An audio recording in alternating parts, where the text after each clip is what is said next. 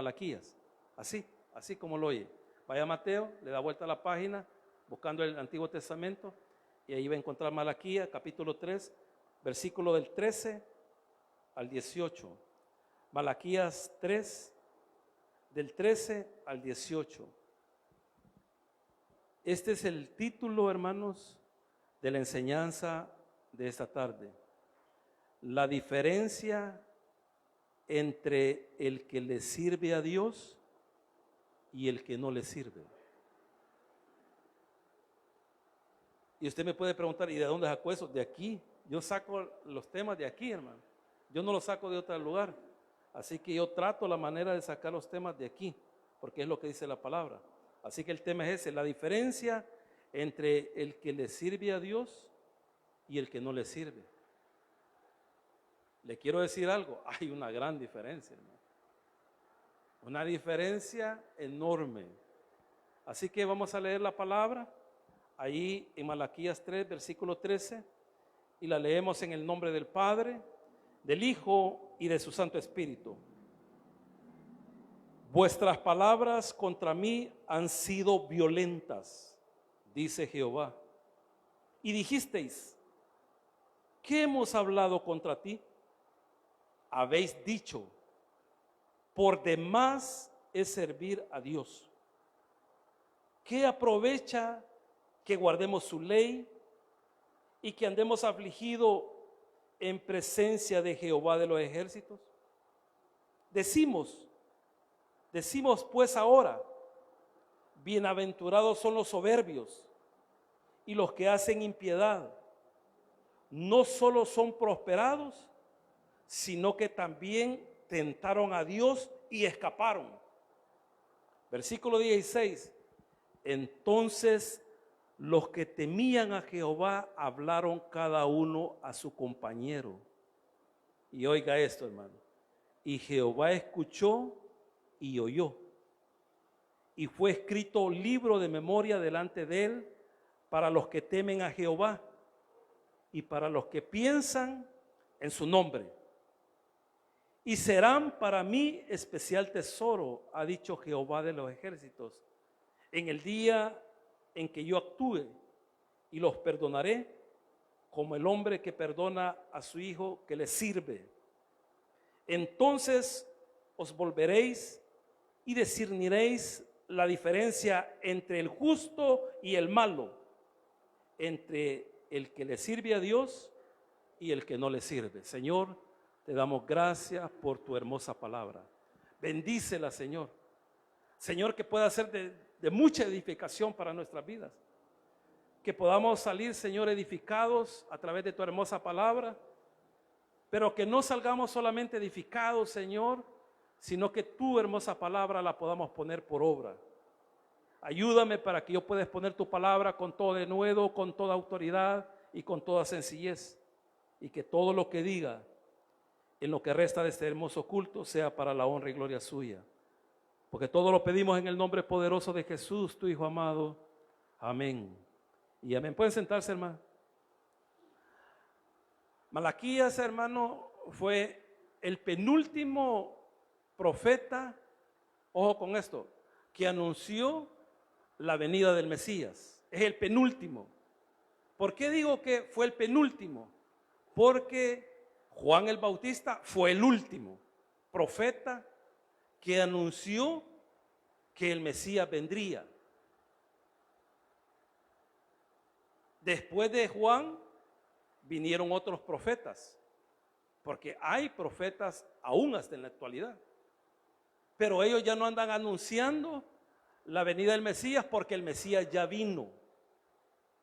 Entonces Malaquías le tocó profetizar en un tiempo bien difícil. El Señor lo llamó al ministerio de profeta más o menos como en el año 400, más o menos ahí, como en el año 400.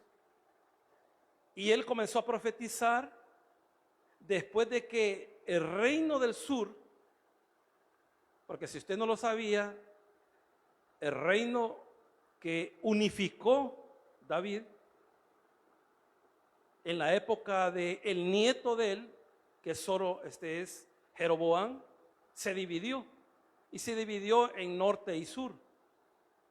Entonces, por el pecado de ellos fueron transportados para Babilonia, se los llevaron cautivos y duraron ahí su cautividad 70 años. El Señor ya había profetizado en boca de Isaías de que 70 años después ellos iban a regresar, y no solamente en boca de Isaías, sino que también en boca de Jeremías y de algunos otros profetas. Y así fue. Ellos regresaron 70 años después a su tierra, Israel, y la encontraron devastada, devastadísima. Y los primeros en llegar ahí fueron dos personas que iban dirigiendo un contingente de personas de 50,000. Usted lo puede leer ahí en Esdras. Y uno de esos personajes era Zorobabel y el otro era Josué, el sumo sacerdote. 80 años después llega Esdras. Si usted ha leído el libro de Esdras, usted lo puede dividir en dos partes, porque ahí están las dos partes. Del 1 al 6, ahí se habla de lo que hizo Zorobabel y Josué. Del 6 hasta terminar el libro, habla de lo que Esdras vino a hacer. Y de ahí, 15 años después, aparece Nehemías. O sea que cuando Esdras llega, Zorobabel y Josué ya están muertos. Los primeros que llegaron ya están muertos. Entonces, Zorobabel logró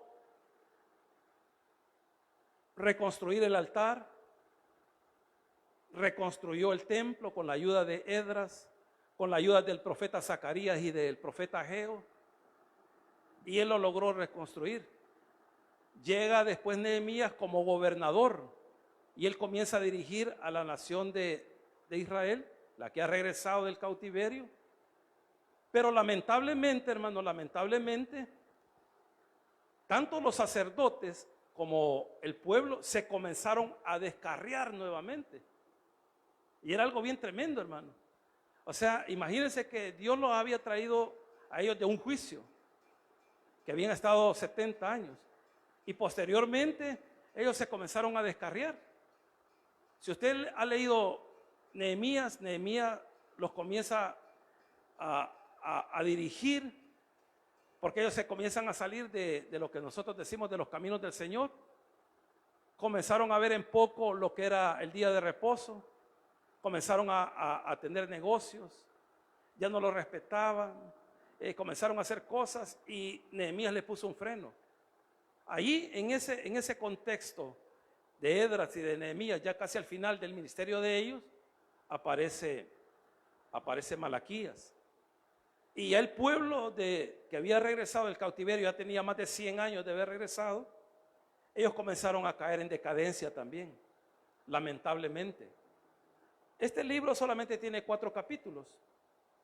Usted lo puede leer en un momento.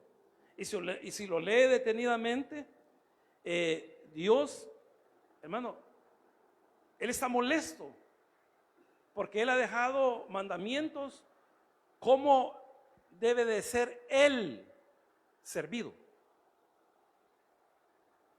Él ha dejado mandamientos. Usted puede ir al libro de Levítico. El libro de Levítico es el manual de cómo los sacerdotes tienen que servir dentro del templo. Pero ellos, hermano, estaban haciendo lo que ellos querían. Y usted sabe que Dios es un Dios de orden. Entonces, cuando se dio esas cosas, hermano, el Señor comenzó a hablar con Malaquías, y era Malaquías quien le iba a dejar el mensaje. Malaquías lo que significa es mensajero. Eso es lo que significa. Mi mensajero. Eso es lo que significa Malaquías. Entonces ellos comenzaron a caer en decadencia. El Señor les había pedido que cuando llevaran al templo alguna oveja, algún animalito para ofrecerle en sacrificio, tenía que ser lo mejor, porque no le podían llevar a Dios lo que ellos querían. Aquí habían entrado en tal decadencia, hermano, que ellos le llevaban lo peor al Señor. Y al hacer ese tipo de ofrenda dentro del templo, eso era un servicio a Dios. Aparte que ellos expiaban sus pecados, pero un servicio que le daban a Dios. Entonces ellos llegaban, el Señor había dicho que tenían que darle lo mejor. Ellos le llevaban los animalitos que estaban tuertos, que ya no podían caminar, que tenían parásitos en su cuerpo como garrapatas, talepates, y le llevaban cosas horribles. Usted puede leerlo ahí en el capítulo 1 y versículo 6 al 8. Y les dice el Señor, porque este libro tiene una característica, que fue escrito en base a preguntas y en base a respuestas. Entonces el Señor les hace una pregunta, ahí en el capítulo 6 y en el versículo 7. Y les pregunta en el 7 y en el 8, ahí lo puede leer en su casa usted, yo se lo voy a explicar ahorita. Y como ellos les están llevando esas cosas, les dicen, si ustedes le llevan esas cosas a sus príncipes, o sea, el Señor les hace la pregunta, ¿se sentirían ellos contentos con lo que ustedes le están dando? O sea, les hace la pregunta el Señor. Hermano, es como si usted le llevara una gallina a nuestro presidente Bukele y esa gallina está accidentada. Y usted le dice, señor presidente, aquí le traigo esta rica gallina para que haga una sopa. Y eso él la pone ahí, la gallina ya está a punto de morirse porque está enferma. ¿Usted cree que se sentiría bien su presidente? Entonces ese reclamo que le está haciendo el Señor a su pueblo, que ellos le están llevando lo que no sirve.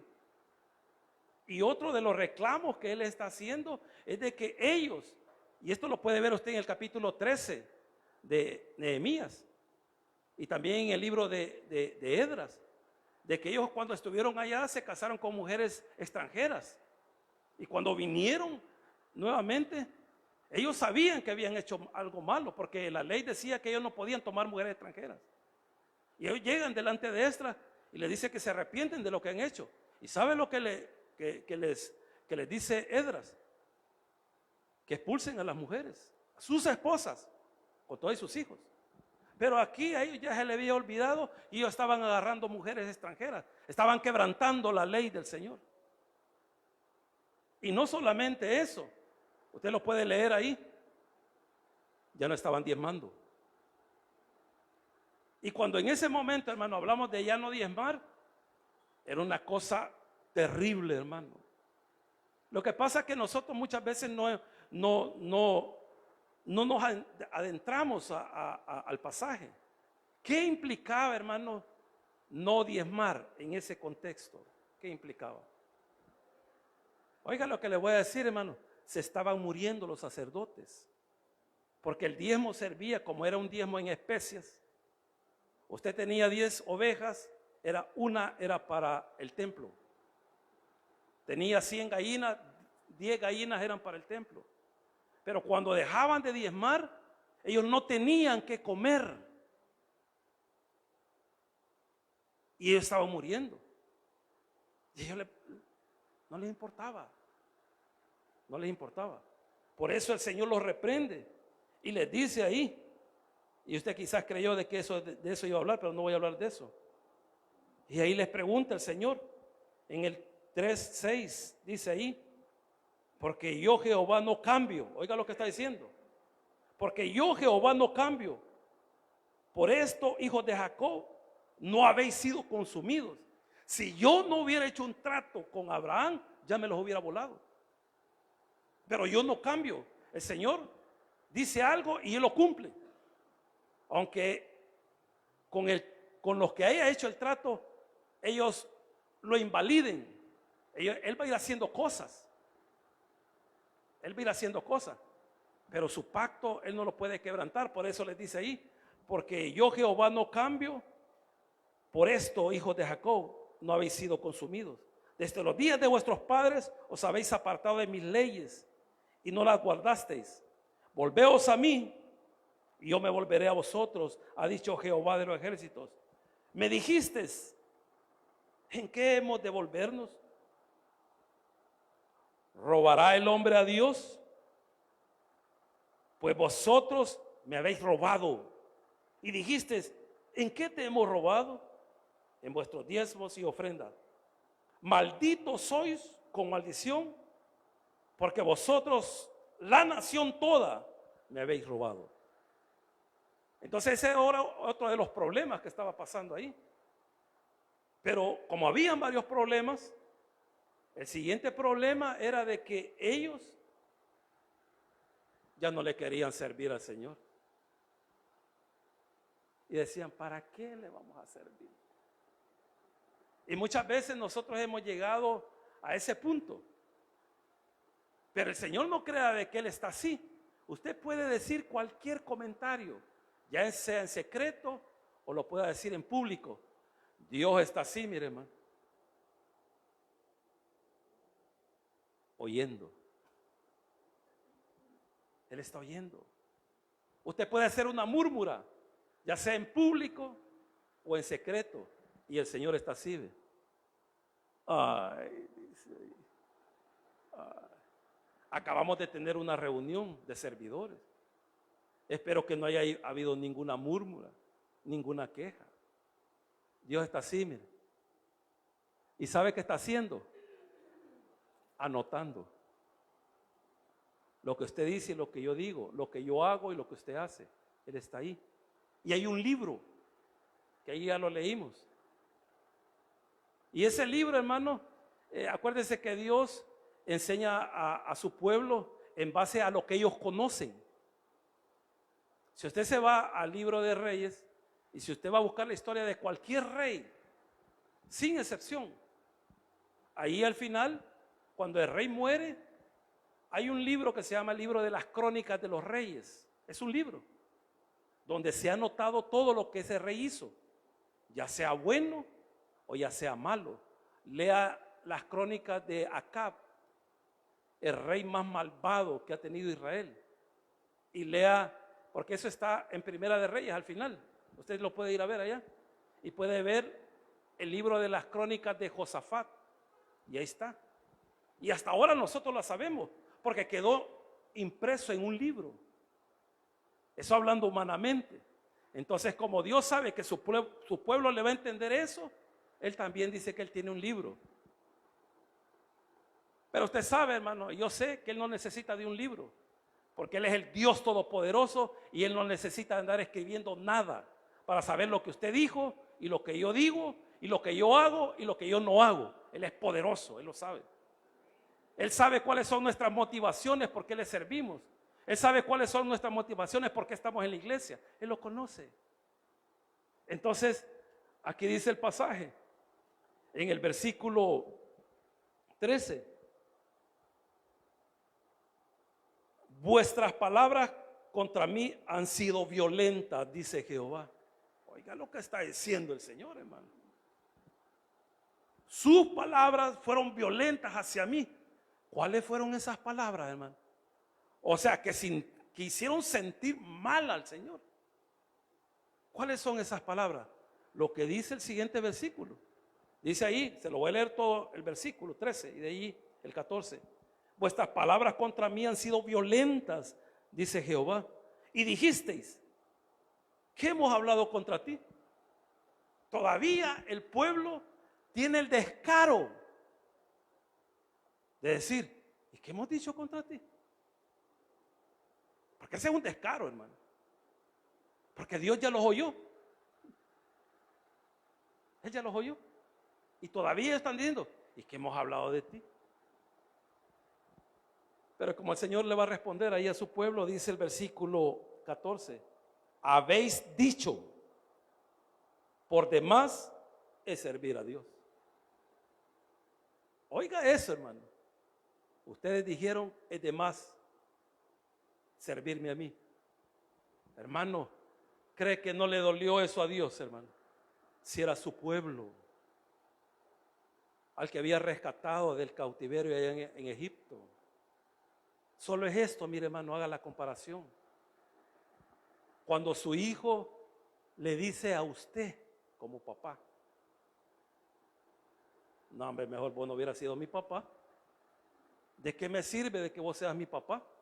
Hermano, ¿cómo se va a sentir el papá oyendo eso de su hijo?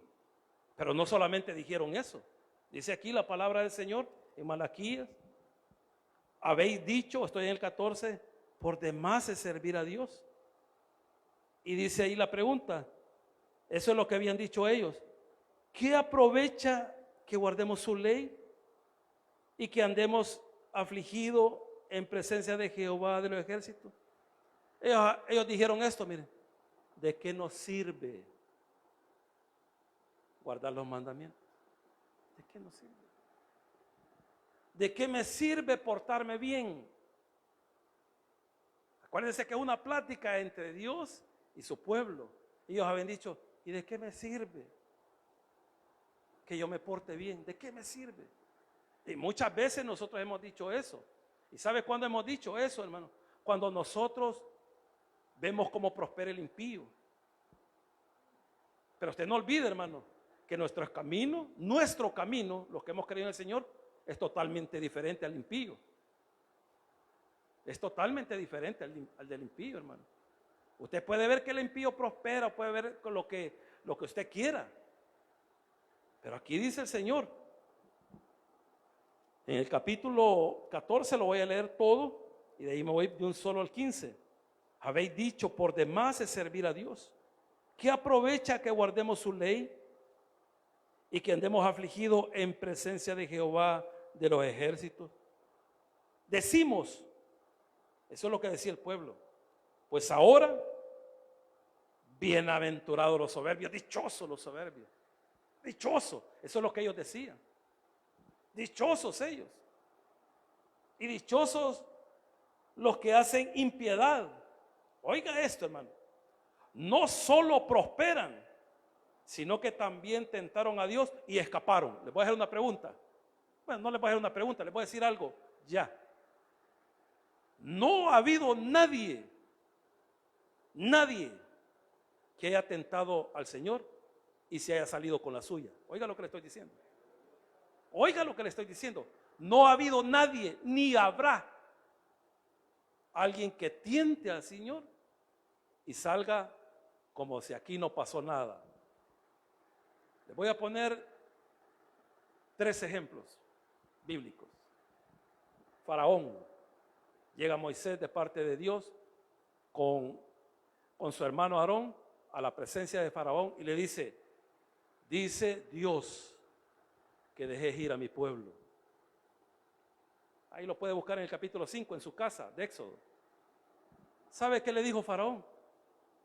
Se quitó los lentes, se los echó a la bolsa. ¿Y quién es Dios para que yo le haga caso?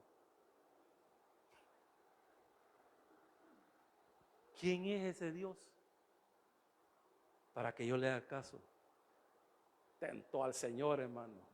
Y lea toda la historia, cómo terminó. Así dijo: ¿y quién es ese Dios para que yo le haga caso y los deje ir a ustedes? ¿Quién es? Ustedes se quedan aquí. Ay, hermano, espero que usted conozca la historia. El otro fue Goliat. Hermano, ir a desafiar al pueblo de Dios era desafiar a Dios.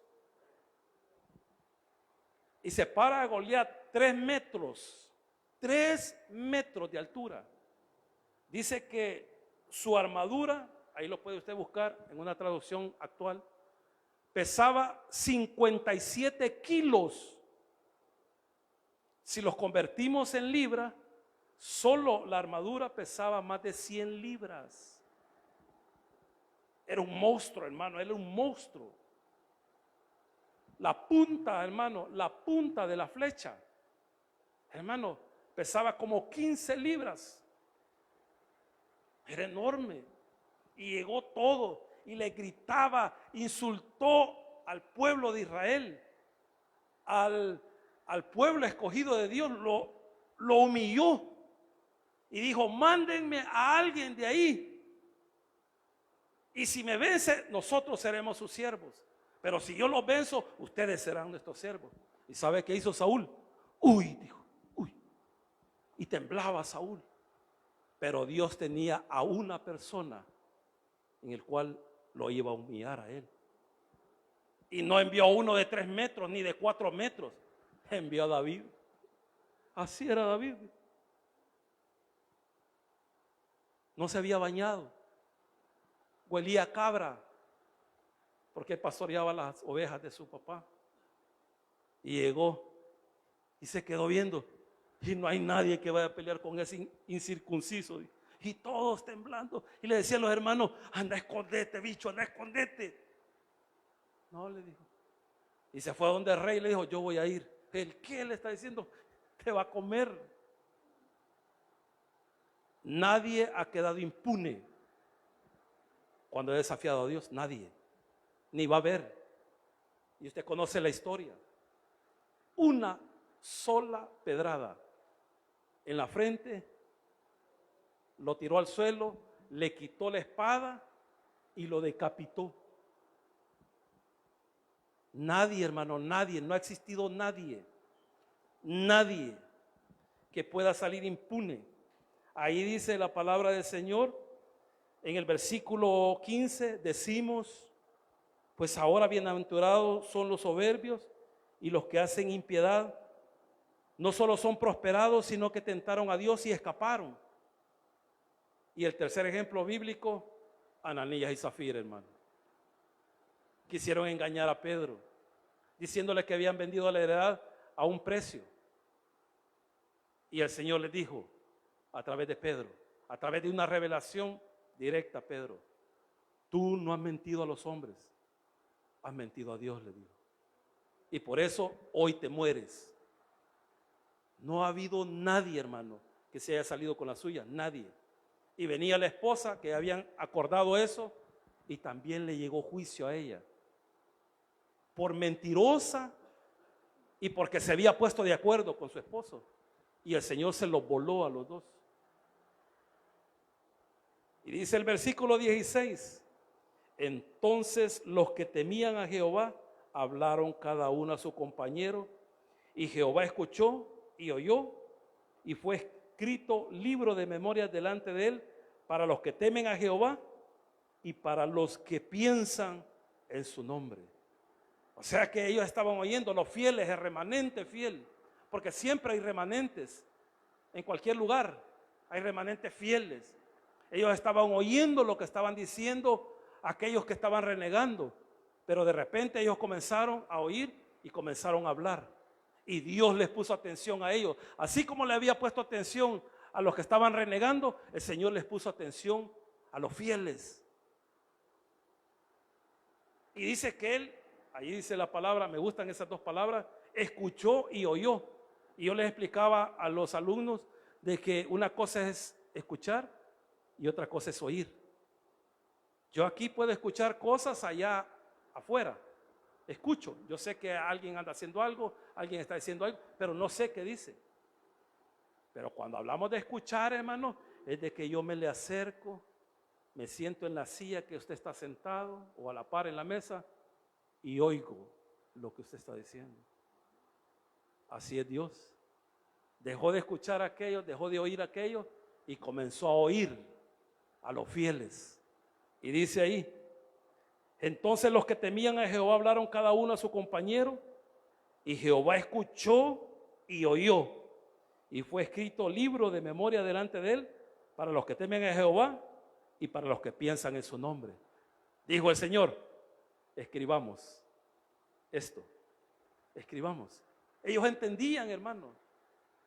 Dios no lo hacía, pero Dios sabía que ellos iban a entender lo que Él estaba diciendo. Entonces ellos sabían de que Dios estaba escribiendo lo que ellos estaban haciendo. Iba a quedar, era una memoria. Hermano, estamos hablando que aquí era el año 400 antes de Cristo. Y después de Cristo para acá ya pasaron 2000 años. Así que esto, hermano, sucedió hace 2400 años y quedó registrado Y ahora nosotros, después de 2400 años, estamos leyendo lo que esas personas hicieron para el Señor. Y eso no lo olvida Dios. Cuando usted hace algo por el Señor, cuando usted le sirve al Señor, el Señor nunca lo va a olvidar. Nunca. Jamás. Así como lo que nosotros hagamos que a Él no le agrada, Él no se le olvida, hermano. Cuando sienta, usted va a sentir la gran cinchaseada. Pero también cuando usted hace algo, Dios ahí está, Él lo sabe. Y un día lo va a recompensar. Dice la palabra del Señor. Oiga esto, hermano. Le voy a leer el 16. Entonces los que temían a Jehová hablaron cada uno a su compañero, y Jehová escuchó y oyó. Y fue escrito libro de memoria delante de él para los que temen a Jehová y para los que piensan en su nombre. Y serán para mí especial tesoro. Oigan lo que está diciendo el Señor. Los fieles, los que me sirven, serán mi especial tesoro. Los que le servimos al Señor, los que no renegamos cualquier cosa que esté pasando, somos su especial tesoro. Él ha oído nuestras palabras. Él se ha fijado cómo hemos servido. Y dice su palabra que somos su especial tesoro. ¿Cuántos creen eso, hermano? Gloria a Dios, somos su especial tesoro. Y dice ahí, y serán para mí especial tesoro, ha dicho Jehová de los ejércitos, en el día en que yo actúe, y los perdonaré como el hombre que perdona a su hijo que le sirve. Entonces os volveréis y discerniréis. O sea, esto quiere decir, ahí van a comprender. Entonces os volveréis y discerniréis la diferencia entre el justo y el malo. Cuando llegue ese momento, les está diciendo el Señor, ustedes van a entender. Ustedes van a entender cuál es el camino del justo, qué es lo que a ellos les va a tocar y cuál es el camino del malo. El malo es el que no creyó. El justo es el que creyó. Pero no solamente eso. Dice ahí la palabra del Señor. Entonces os volveréis y discerniréis la diferencia entre el justo y el malo. Entre el que sirve a Dios y el que no le sirve. Usted sabe, hermano, de que la salvación no es por obras. Nosotros estamos claros en esto. La salvación no es por obra. La salvación es por fe, por creer en el Hijo de Dios. Pero cuando usted le sirve a Dios, usted solamente ahí, ahí solamente para atrás, atiéndanla ahí. A mi hermana, denle ahí hay gaseositas y le dan de tomar. Allá se le baja la presión. Y nosotros, hermanos, sabemos de que la salvación no es por obra, sino que es por fe. Pero cada cosa, hermano, que nosotros hacemos a favor del Señor, en nuestro servicio al Señor, Él la va notando. Y un día tendremos la recompensa. Esa recompensa que Él ha prometido para todos aquellos que un día le servimos y le servimos de todo corazón. Démosle un fuerte aplauso al Señor, hermano. Oramos, Padre nuestro que estás en el cielo. En esta tarde, Señor, oramos por nuestra hermana Susi, Señor. En el nombre poderoso de Jesús oramos por ella, Señor. Señor, oramos para que tú la estabilices. En el nombre de Jesús, Señor. Estabilízala, Señor. Señor, tu hija está aquí, oyendo tu palabra, Señor. Señor, ayúdala. Señor, estabilízala en el nombre poderoso de Jesús. Haz esa obra, Señor, en la vida de ella. Señor, recupérala, bendito Dios. Y sánala, Señor, de su problema de salud. En el nombre poderoso de Jesús, oramos por ella, Señor. Señor, sánala en el nombre de Jesús. Oramos por nuestra hermana Susi, Señor. Clamamos por ella, Señor. Señor, en el nombre de Jesús. En el nombre poderoso de Jesús. Ayúdala, papito lindo. Ayúdala, Señor. En el nombre de Jesús, sánala, papito lindo. Sánala en el nombre de Jesús. Y así en esta actitud de oración, para los amigos que nos están viendo a través de las redes sociales, para usted también en la enseñanza de esta tarde,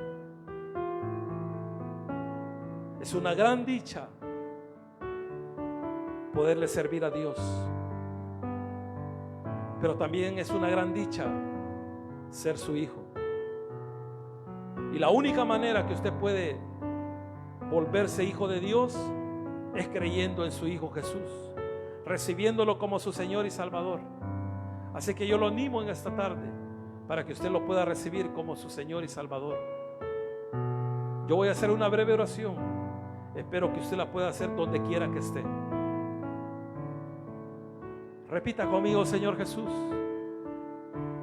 yo te recibo hoy como mi único y suficiente Salvador personal. Creo que eres Dios, que moriste por mí en la cruz del Calvario. Perdona todos mis pecados. Me arrepiento. Salva mi alma hoy, para que cuando yo muera pueda estar contigo. Porque te lo pido en el nombre de Jesús, tu Hijo amado. Amén y amén. Démosle un fuerte aplauso al Señor. Que el Señor les bendiga, hermanos. Pasen buenas noches.